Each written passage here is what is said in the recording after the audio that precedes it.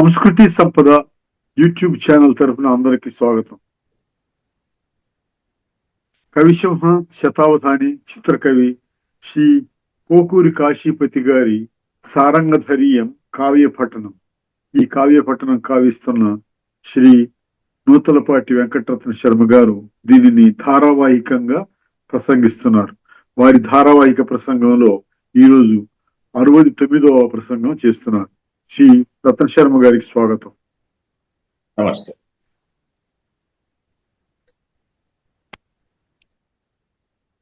ఏ మందునా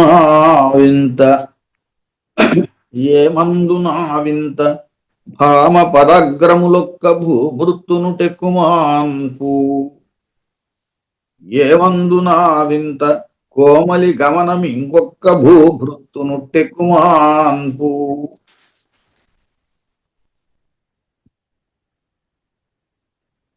ఏ మందునా వింత ఎలనాగజనులు వేరొక్క భూభృత్తును టెక్కుమాన్పు. ఏ మందునా వింత ఇంటి వేనలి మరి యొక్క భూభృత్తును టెక్కుమాన్పు. ఆహా, ఏ మందునా వింత అవయవములు ఒక్కొక్కట ఇట్లు చేచునున్ననొక్క గడకు భూభృత్తునైనను కాని నన్ను లేమగల్చుటయనొక లెక్కయగునే. ఇందులో శీర్షపద్యం ఇది. భూభృత్తు అనే పదం 4 పాదాల్లోనూ వాడారు అర్థభేదంతో. అలాగే 2, 4, 6, 8 పాదాలు సీసంలో ఒక్క భూభృత్తును టెక్కుమాన్పు అనే ఒకే పదాన్ని మళ్ళీ మళ్ళీ పునరావృతం చేశారు. ఇది ఒక శైలి. శ్రీనాథుని సీసాల్లో కూడా మనకి కనిపిస్తుంది శైలి. 2, 4, 6, 8 పాదాలు ఒకే రకంగా ఉండడం. ఇక్కడ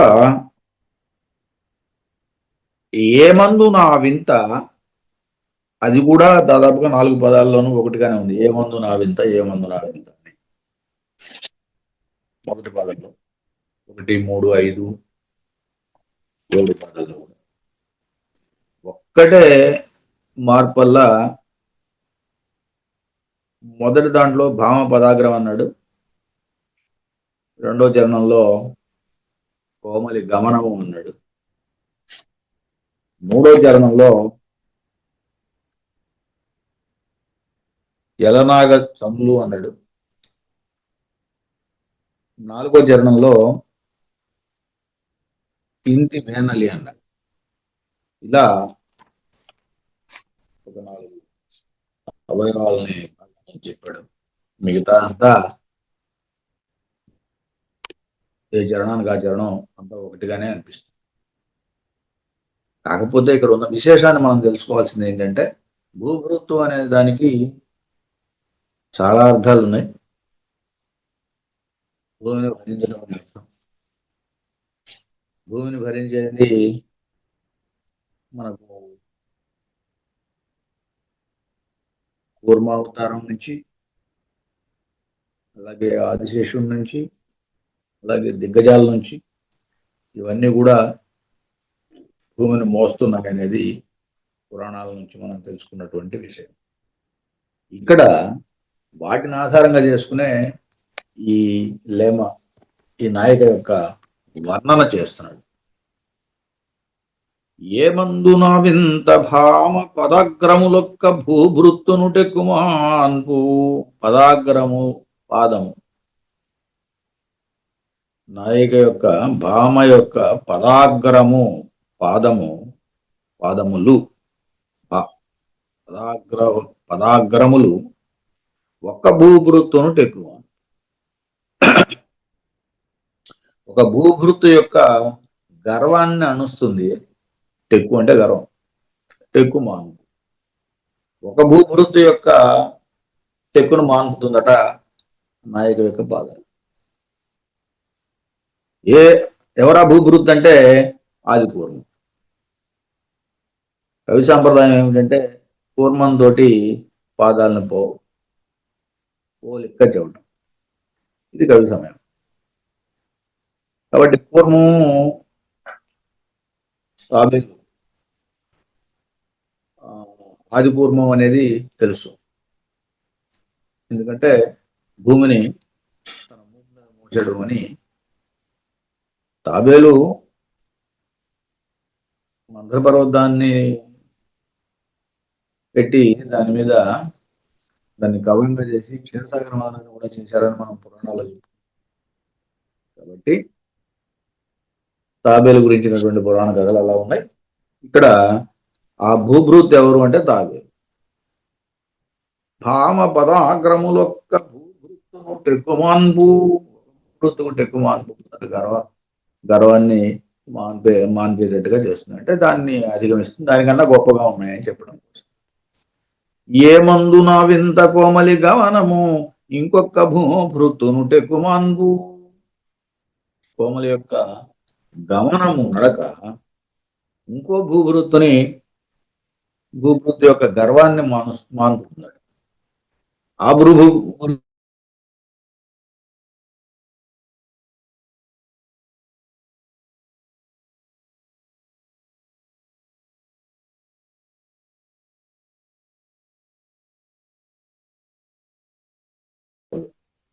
ఈమె యొక్క నడక దగ్గరముల నడకలను కూడా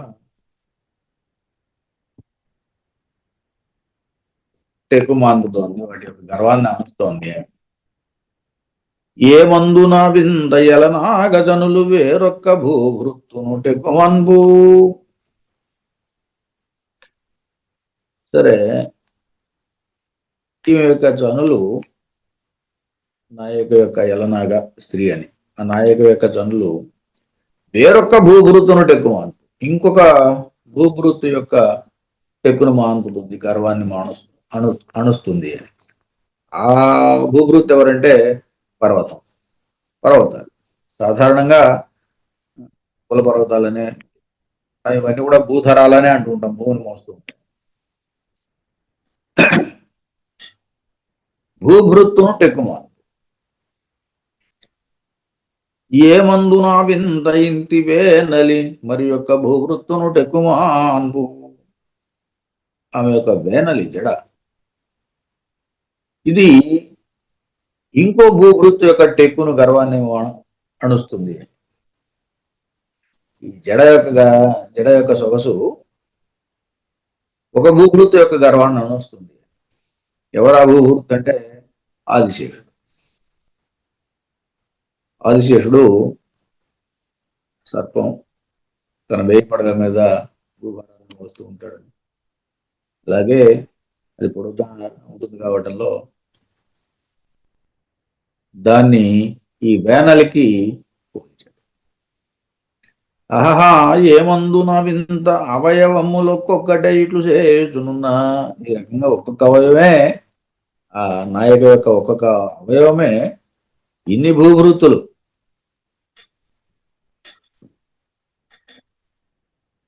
అలంకరిస్తున్నప్పుడు ఒక్క కడకు భూభృత్తునైనా కానీ నేను ఒక్క కడకే భూభృత్తుని. ఈశాన్య దిక్కు అధిపతి శివుడు, అందువల్ల ఆయన భూభృత్తుగా ఒక్క దిక్కుకే నేను భూభృత్తుని. అటువంటిది నన్ను లేవగెలుచుడైన ఒక లెక్క యగునే. అన్ని భూభృత్తుల్ని కూడా అణచగలిగినటువంటి సౌందర్యం కలిగిన నాయక ఒక్క భూభృత్తునైనటువంటి నన్ను గెలవడం ఒక లెక్క అని చెప్పి శివుడు అనుకుంటున్నట్టుగా శివకథలో చెప్పాలి. చంద్రకథ సారంగధర కథల్లో అయితే ఇక్కడ ఒక్క కడకు భూభృత్తుడనైనను కానటువంటి అని చెప్పాలి. చంద్రుడికి సారంగధరుడి ఈ రెండు కథల్లో నాయికేమో అనేక భూభృత్తుల్ని తన సౌందర్యంతో అణుస్తోంది, వాటి గర్వాన్ని అణుస్తోంది. అటువంటి నాయక ఎక్కడ, ఒక దిక్కు కూడా భూభృత్తుని కానీ మేమెక్కడ అన్నట్టుగా చంద్రుడు సారంగధరుడు అనుకోవాలి. ఈ కథని ఇలాగే కాబట్టి ఈ పద్యంలో భూభృత్తు అనే పదంతో దానికి ఉన్నటువంటి అర్థభేదంతో శ్లేషలతోటి ఇంత అద్భుతమైనటువంటి పద్యం ఒకటి. తర్వాత పద్యం, మగువ నేత్రములను మత్స్యమైననుగాని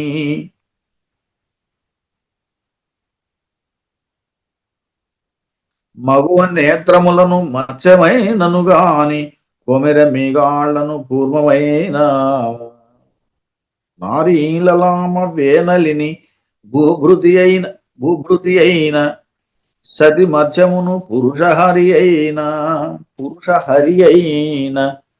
తొయ్యలిన్నును పెరుందునల కాశ్యపి అయిన సతివ అతివ చన్గవను అయిన పొలతుగ ముద్దు మోమును రామరాజైన రేయసి శక్తి భూరి బలుడైన బోటి సుగుణమునెంతటి బుద్ధుడైన గరిత వాక్చాతురుని ఎట్టి కలి అయిన కేశవునికేని ఇంచుక కేరనగునే అహా భామావతారమేమనగవచ్చు. ఇక్కడ మళ్ళీ ఒక మంచి పద్యం. ఈ పద్యంలో దశావతార వర్ణన కలిపి చేసినట్టే. అందుకే చివరి లైన్లో అహహ భామావతారం ఏమనగవచ్చు, భామ యొక్క అవతారం ఏమనగవచ్చు అన్నట్టుగా ఒక సూచన చేశాడు. ఇది ఈ పద్యంలో దశావతారాలు ఉన్నాయి అని చెప్పడానికి పనికొస్తుంది. చూద్దాం. దశావతారాలు ఏవి అనే దానికి భేదం ఉన్నా వాటిని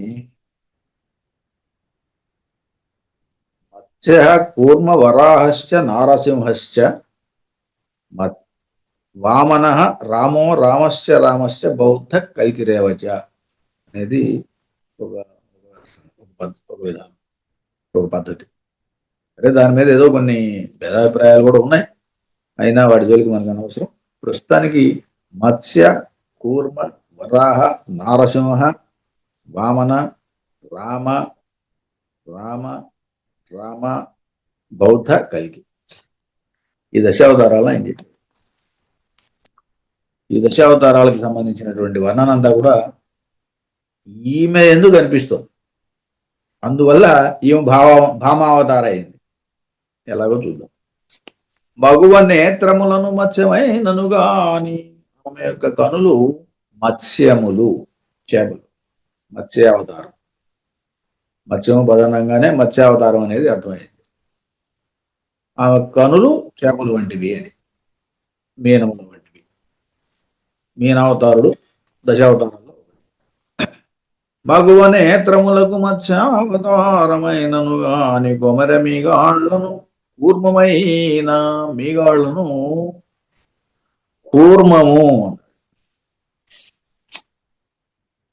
కూర్మము అంటే తాబేలు. కూర్మావతారం కూడా ఉంది. దశావతారాల్లో కూర్మావతారం రెండవది. కొమిర మీగాళ్లను కూర్మమైన నారీలలామ వేనలిని భూభృతి అయినా, ఈమె యొక్క వేనలి జుట్టు జడ భూభృతి అయినా, అది ఆదిశేషుడు అయినట్టయితే, అయినా అన్నప్పుడు అది క్రియ అయింది అని. వేనలి అయినట్టయితే నేత్రములు మత్స్యాలైతే, మీగాళ్ళు పూర్వం అయితే, జడ భూభృత్తు అంటే ఆదిశేషుడు.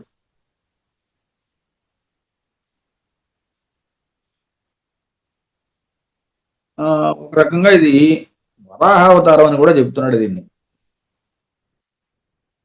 భూభృతి అయిన అనే దానికి వరాహావతారం అయినప్పటికీ అని భావం చెప్పాడు. అందువల్ల ఇక్కడ వరాహావతారాన్ని ప్రస్తావన చేశాడు. సతి మధ్యమును పురుషహరి అయిన మధ్యము నడుము, ఇది పురుష సింహం. పురుష హరి అయినా, హరి అంటే సింహం, పురుష సింహం అంటే నరసింహం అవుతారు. నాకు గుర్తు రావాల్సింది అది. సాధారణంగా సింహ మధ్యం అంటూ ఉంటారు, అందులో పురుష సింహం అని. తొయ్యలియను నువ్వు పిరుందు అలా కాశ్యపి అయినా, ఆమె యొక్క బిరుదు భాగాన్ని కాశ్యపి అయినా అన్నాడు. కాశ్యపి కశ్యప కుమారుడు అయినటువంటి వామనావతారాన్ని గుర్తు చేశాడు.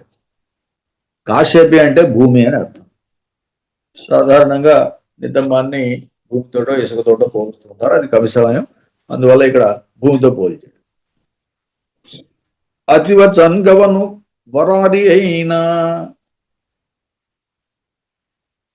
చంగవను వరారితో పోల్చాడు. శ్రేష్టమైనటువంటి హరి అంటే చక్రవాక పశువు, చక్రవాక పశుతో పోల్చాడు. అలా ఏ అవతారం స్ఫురణకు వస్తుందంటే శ్రేష్టమైనటువంటి రాజులకు శత్రువైనటువంటి పరశురాముడు గుర్తుకొస్తుంది. కాబట్టి ఇది పరశురామ అవతారంగా చెప్పారు.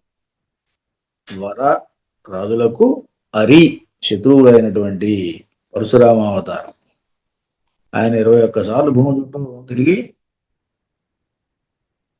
అనేక మందిని చంపినట్టుగా పురాణ కథలు. అనేక మంది క్షత్రియ రాజులను చంపాడని. కొలదుగా ముద్దుమోమును రామరాజైన, కొలతిగా ఆ స్త్రీ యొక్క మోము రామరాజు. రాజు అంటే చంద్రుడు. రామరాజు అనడంలో రామ అనేది విశేషణం. అందమైన సొగసైన చంద్రుడు అని మోము. కానీ రామరాజు అనడం వల్ల మనకు రాముడు గుర్తుకొస్తున్నాడు, రాముడు అనే రాజు అని. కాబట్టి అవతారాల క్రమంలో రాముడు. ఆ రామ అనే శబ్దం 2 రకాలుగా వాడుకున్నాడు. అందమైన చంద్రుడు అని చెప్పడానికి రామ అనేది సొగసైనటువంటి అనే అర్థంలో వాడాడు.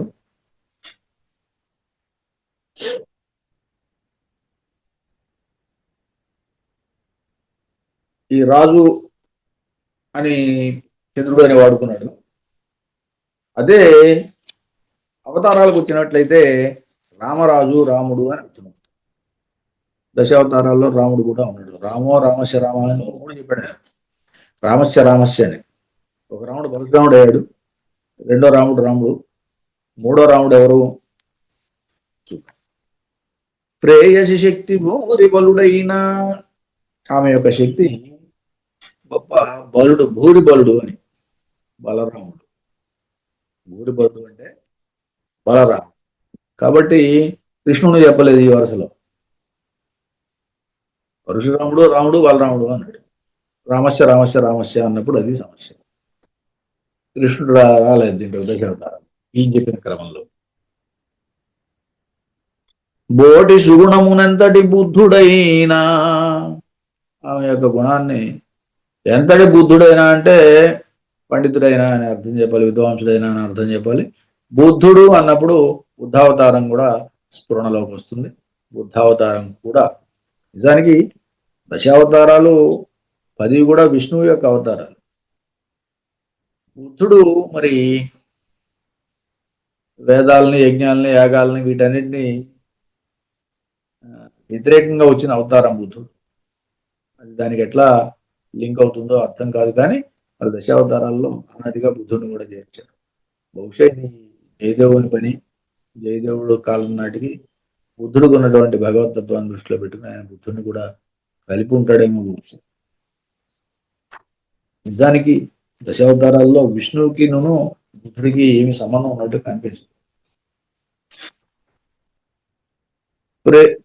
గరితము ఆచాతురుని ఎట్టి కలికి అయినా, వాక్చాతురి ఎట్టి కలికి అయినా ఇటువంటి స్త్రీ అయినా అని అర్థం. కలికి అంటే కలికి భగవానుడు ఉత్తరాలు కాబట్టి దశావతారాల్లో చివరిది కలికి కాబట్టి ఆ కలికిని కూడా స్ఫురించేటట్టుగా ఎట్టి కలికి అయినా ఎటువంటి స్త్రీ అయినా అని అర్థం. కేశవునకేని ఇంచుక కేరనగునే, విష్ణువు కూడా కొంచెం కూడా కేరనగునే. అహహా భామావతారమేమనగవచ్చు, అటువంటిది ఈ భామావతారము అని చెప్పి ఆ స్త్రీని వర్ణన చేశాడు దీంట్లో. ఎందుకంటే దశావతారాలు కలిసి ఒక చోట ఉన్నప్పుడు మరి భామావతారాన్ని నువ్వు ఏ అవతారాన్ని కాలాలు అవసరాలకి దశావతారాలు వచ్చినాయి. ఇక్కడ 10 అవతారాలు ఆమె యందు ఏకకాలంలో ఉన్నాయి. అందువల్ల భామావతారాన్ని ఇంకా లెక్క చెప్పడానికి తిరస్కరింపడానికి విష్ణువు కూడా సాధ్యం కాదు అన్నాడు. అందుకే ఇలా ఈ దశావతారాలన్నీ ఎందుకు ఈమె అంటే ఉన్నాయని చెప్పాడు. ఇట్లా మగువ నేత్రములను మత్స్యమైనను గాని కొమర మీగాళ్లను గుర్మమైన నారీలలామ వేనలిని భూభృతు అయిన సతి మత్స్యమును పురుషహరి అయిన తొయ్యలి నును పిరుందునల కాశ్యపి అయిన సతివచంగవను వరారి అయిన పలుదగ ముద్దు మోమును రామరాజైన ప్రేయసి శక్తి భూరి బలుడైన బోటి సుగుణమునెంతటి బుద్ధుడైన గరిత వాక్చాతురిన్ ఎట్టి కల్కి అయిన కేశవునకే నీంచుక కేరనగునే. భామావతారమేమనగవచ్చు. ఇలా చెడి యొక్క అవయవ సౌందర్యాన్ని దశావతారాలు. హరియగుణ కల్కి ముఖము, హరియగుణ కల్కి నుడులు, హరియగు జడయున్, హరియగుణ కల్కి నడుము, హరివేరే కల్కి రూపమగుటే లైలం. ఇక్కడ హరియగుణ కల్కి ముఖము, హరియగుణ కల్కి నుడులు, హరియగు జడయున్, హరియగు నా కల్కి నడుము, హరి వేరే కల్కి రూపమగుటెల ఇలను. హరి అనే ఒక్క పదాన్ని పట్టుకుని వేరే వేరే అర్థాలు చెప్పాడు ఇక్కడ. హరియగు నా కల్కి ముఖము, ముఖము చంద్రుడితో పోలుస్తూ ఉంటారు. మరి హరి శబ్దానికి చంద్రుడు అనే అర్థం ఉంది. అందువల్ల హరియగు నా కల్కి ముఖము, ఆ స్త్రీ యొక్క ముఖము హరి చంద్రుడు. హరియగుణ కల్కి నుడులు, ఆ మాటలు, నుడి అంటే మాట, నుడులు హరియగును, ఆ కలిగి యొక్క మాటలు హరియగును అన్నప్పుడు ఇక్కడ చిలుకలు అవుతాయని. మాటలు చిలుక పలుకులు అంటూ ఉంటారు కదా, అందువల్ల చిలుకలు హరి అన్న కూడా అర్థం చిలుక అనే ఇంకో అర్థం ఉన్నది. అందువల్ల చిలుక పలుకులు అన్నాడు. హరియగు జడయున్, జడ కూడా హరి అన్నాడు. హరి అంటే ఇక్కడ హరియగు జడయున్ సర్పం. హరి అనే దానికి సర్పం అని అర్థం. అది పొడవుగా నల్లగా ఉంటుంది కాబట్టి. హరియగుణ కల్కి నడుము, నడుముని కూడా హరితోనే పోల్చాడు. హరియగు అన్నాడు. ఇక్కడ హరి అంటే సింహము అని అర్థం. హరి అనే పదానికి సింహం అని అర్థం. హరియగుణ కల్కి నడుము, హరి వేరే కల్కి రూపమగుటే లైలం. ఇలా హరి ప్రత్యేకించి స్త్రీ రూపం పొందాల్సిన అవసరం లేదు అని ఆయన ఎప్పుడు పొందాడు? క్షీరసాగర మదనం తర్వాత అమృతం వచ్చిన తర్వాత అమృతాన్ని పంచేటప్పుడు మోహిని అవతారం చెబుతూ ఉంటాం. ఆయన ఒక అందమైన స్త్రీగా ఆవిర్భవించి అమృతాన్ని పంచాడు అని. మోహిని అవతారం. సరే, మోహిని సంవత్సరం ఘట్టం తర్వాత ఇది ఈ రకంగా మరి మోహిని అను కలిపి రూపం ఇలా దాల్చుట అనవసరము అని. ఎందుకంటే ఈ కలికిలోనే అవన్నీ ఉన్నాయి అని. ఈ కలికి ఎవరు అంటే ఎవరికి వాళ్ళు నాయక అని చెప్పాలి. అక్కడ పార్వతి అని చెప్పాలి, ఇక్కడ తార, అక్కడ చిత్రాంగి అని చెప్పాలి. చనులులి నెలడం కన మహాశంఖలీల కన బోల్ కంధరంబు కంధరము బోలు చిగుర శృంగార గరిమ బోల్ చెడ జనులు. ఇక్కడ ఇదొక విశేషం, ఇదొక శైలి, ఇదొక అలంకారం. పైన సింహావలోకనం అని రాసిన దీని అర్థం ఏమిటంటే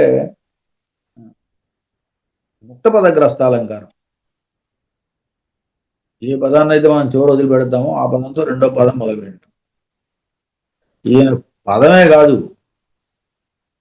రెండు పదాలు కూడా దాన్ని కలిపి తీసుకొచ్చి ఇక్కడ పెట్టాడు. చూడండి ఎలా ఉందో.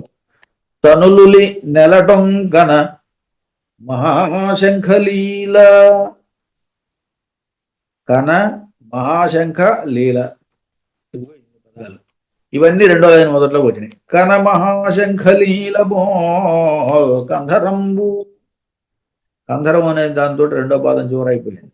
మూడో పాదం మళ్ళీ కంధరంతో మొదలైంది. కంధరము బోలు చిగుర శృంగార గరిమ. ఈ చిగుర శృంగార గరిమ అనేది 3 చివర ఉన్నది, అది 4 మొదట్లోకి వచ్చింది. మళ్ళీ చిగుర శృంగార గరిమ బోల్ చెరగంగు. ఇలా ఈ పద్యాన్ని ముక్త పదగ్రస్తంలో రాశారు. సింహావలోకనం పైన రాశారు. సింహావలోకనం అంటే తిరిగి చూడటం అని, అంటే పునశ్చరణ. ఒక రకంగా ఆ చివరి ఏదైతే వదిలాడో దాన్ని మళ్ళీ పునశ్చరణ చేసినట్టుగా రెండో లైన్ మొదట్లో తీసుకొచ్చాడు. దాన్ని సింహావలోకనం అంటారు. ఇక్కడ అర్థం చూద్దాం. అర్థంలో కొద్ది వాటి ఇది ఉన్నది. చనులులి నెలటొంకన మహాశంఖలీల. ఆ నొసటి యొక్క విలాసము నెలటొంక. లులి నెలటొంక అన మహాశంఖలీల. మహాశంఖలీల అంటే మహాశంఖలీల ఆమె యొక్క నుదుటి యొక్క విలాసము. లులి నెలటొంకనం చను లేత చంద్రవంకతో సమానం, అనగా చనును, అనగా ఒప్పును. మహాశంఖలీల ఆమె యొక్క నుదుటి యొక్క విలాసము లులి నెలటొంక అనజను. నెలటొంక, లులి నెలటొంక, లేత చంద్రవంక అనదను, అననొప్పును. మొదటి లైన్లో ఉన్న అర్థం. కన మహాశంఖలీల బోల్ కంధరంబు కనన్ చూడగా మహాశంఖలీల బోలు శంఖ విలాసం. కంధరం మెడని శంఖంతో పోలుస్తూ ఉంటారు. కంఠాన్ని శంఖంతో పోలుస్తూ ఉంటారు. కాబట్టి మహాశంఖలీల పోలినటువంటి కంధరము, గళము. ఇది రెండో లైన్. మూడో లైన్లోకి వచ్చేసరికి కంధరము బోలు చిగుర శృంగార గరిమ. కంధరము అంటే కంధరము మేఘం. కమ్మంటే నీళ్లను మోసేది మేఘం. కంధరము అనే పదానికి మేఘం అని అర్థం చెప్పాలి. ఇక్కడ కంధరము బోలు చిగుర శృంగార గరిమ.